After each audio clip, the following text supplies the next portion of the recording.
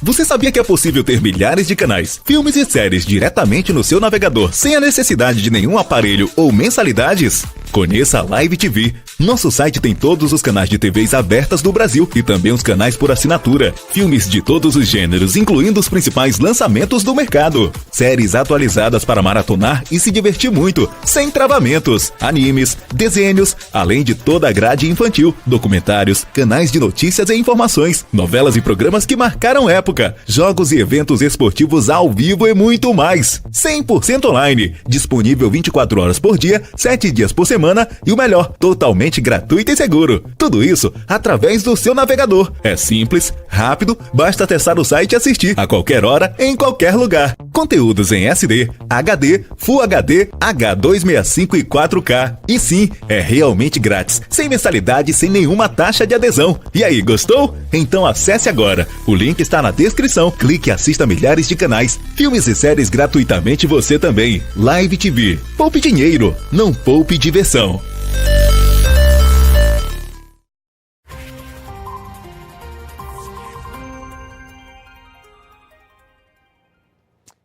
Olá, bom dia. Hoje é o último dia da participação do Brasil no Fórum Econômico Mundial de Davos, na Suíça. O presidente Jair Bolsonaro tem uma série de encontros com chefes de Estado e de governo. Lá dos Alpes suíços, a repórter Daniele Popov atualiza as informações para a gente. Oi, Daniele.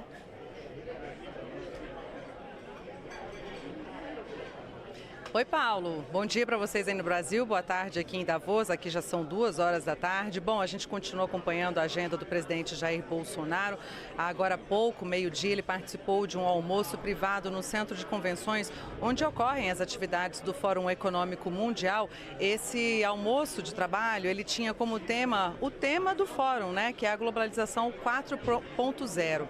Antes desse almoço, um pouquinho antes, ele participou de um encontro bilateral lá mesmo no Centro de Convenções. Essa bilateral foi com o presidente da Ucrânia, Petro Poroshenko, como você vê aí nas imagens. Mais cedo, aqui no hotel onde eu estou, o presidente Jair Bolsonaro recebeu o primeiro-ministro dos Países Baixos, Mark Rutte. Os dois líderes se comprometeram em unir o desenvolvimento econômico com a preservação do meio ambiente. Bolsonaro também se encontrou aqui no hotel com o primeiro-ministro da República Tcheca, Andrej Babis. Os dois líderes concordaram em ter um maior controle sobre a imigração e também em respeitar as particularidades de cada país, Paulo. Outra reunião bilateral de hoje, aqui no hotel, foi com o presidente da Polônia, Andrzej Duda. O líder polonês, ele mostrou interesse em aumentar o fluxo de comércio, né, com a América Latina, com a América do Sul, por meio da liderança brasileira aqui na região. O presidente Jair Bolsonaro disse que pretende facilitar a parceria com a diminuição de barreiras e a retomada da confiança, possibilitando então um melhor ambiente de negócios para os investidores. E para encerrar o dia de encontros do presidente Jair Bolsonaro, faltam então 2 reuniões bilaterais. Uma já deve estar acontecendo ou prestes a acontecer, que é com o presidente da África do Sul, e a outra com o presidente da Colômbia. Paulo, portanto, a gente continua aqui no hall do hotel onde o presidente Jair Bolsonaro está hospedado e onde acontecem esses encontros. E com mais novidades a gente volta a falar com vocês aí no Brasil. Muito obrigado, Daniele. Bom trabalho para você e para a nossa equipe que está aí em Davos, na Suíça. E ontem, em Davos, o presidente Jair Bolsonaro concedeu entrevistas à imprensa internacional, participou de debates e também se reuniu com chefes de Estado e de governo. Vamos ver como foi o dia do presidente.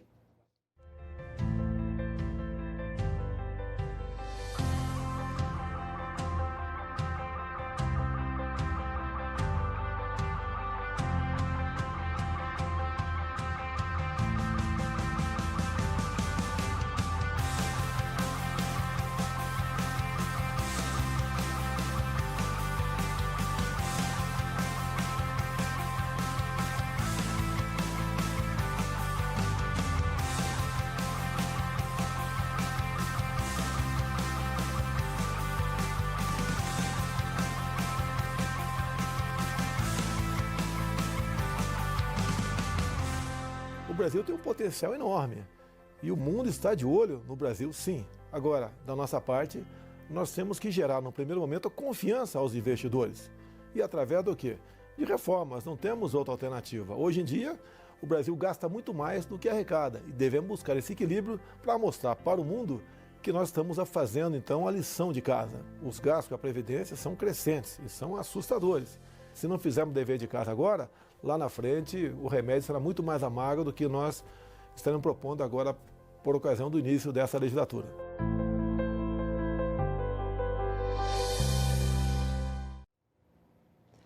E agora um outro assunto. O Ministério das Relações Exteriores divulgou nota ontem reconhecendo Juan Guaidó como presidente encarregado da Venezuela, o que equivale a presidente interino.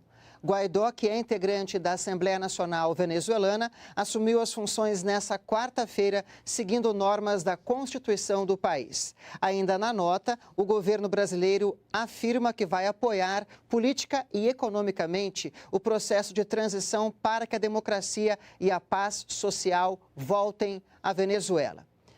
E em Davos, na Suíça, o presidente Jair Bolsonaro falou sobre a mudança no governo venezuelano. O Brasil, juntamente com os demais países do Grupo de Lima, que estão reconhecendo um a um este fato, nós daremos todo o apoio político necessário para que esse processo siga seu destino. Juan Guaidó é um deputado da Assembleia Constituinte da Venezuela e ontem à tarde, em Caracas, fez o juramento à Constituição venezuelana. Logo depois desse ato, países como Estados Unidos, Brasil e outros do Grupo de Lima, que reúne países da América Latina, reconheceram Guaidó como presidente encarregado da Venezuela, o que equivale a presidente interino da Venezuela. Organismos internacionais fizeram o mesmo com a Organização dos Estados Americanos.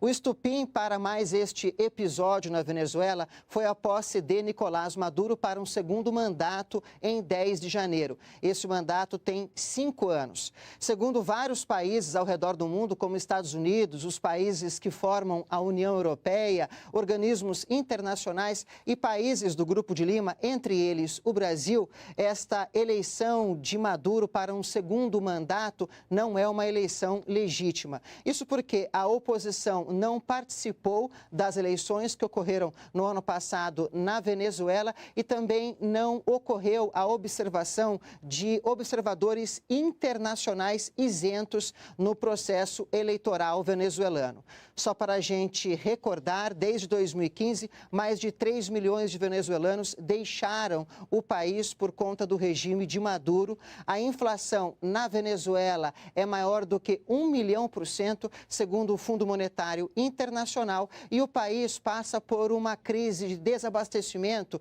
de alimentos, medicamentos, insumos básicos, tanto para a alimentação quanto para a higiene pessoal. A Venezuela foi suspensa do Mercosul em 2016, no final de 2016, foi uma decisão dos outros membros do Mercosul, isso porque a Venezuela não cumpriu cláusulas democráticas e de direitos humanos quando aderiu ao bloco. A Venezuela, ela está sob o regime de Maduro, que agora está no seu segundo mandato. Ele começou em 2013 e agora está nesse segundo mandato. Ontem, Maduro também se manifestou em Caracas, na Venezuela, e disse que não vai renunciar. Nós ficamos por aqui. Você pode conferir mais informações sobre o Fórum Econômico Mundial e a participação do Brasil no evento em nossa programação e nas nossas redes sociais. Continue na NBR, a TV do Governo Federal.